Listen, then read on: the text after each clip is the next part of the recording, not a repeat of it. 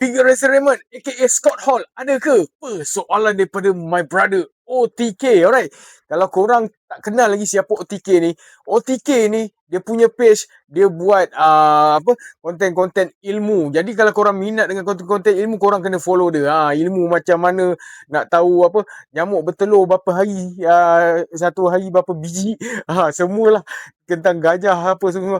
Korang boleh follow dia lah. Banyak ilmu dekat konten dia. Okay. So, brother OTK nak tengok Razor Raymond ataupun Scott Hall. Jom, kita review. Nice. Okay, ini dia.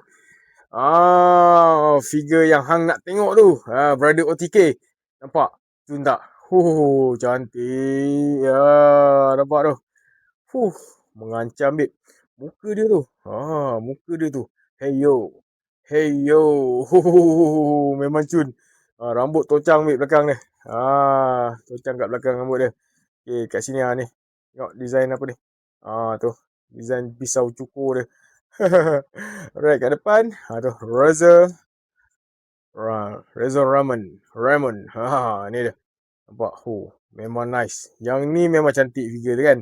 Muka dia pun handsome. Hey yo. Puas hati tak? Kalau puas hati, komen puas hati ramai-ramai dekat ruangan komen. Okay. So, kalau korang nak tengok figure yang lain, figure yang kat belakang tu, korang boleh drop korang punya request di ruangan komen. Jangan lupa like, follow and share. Pada 14 Februari ni, Impact Wrestling akan mengadakan show yang diberi nama Wrestler Legion. Dan kalau korang berminat nak beli tiket dah tinggal bawah 20 tiket lagi. Bawah 20 orang lagi senang kata. Jadi korang boleh beli dekat ruangan komen ataupun korang pergi terus dekat Impact Wrestling ataupun tengok dekat bio saya. Okay? Alright, jangan lupa like, follow and share. Saya Brock Toy. Bye-bye.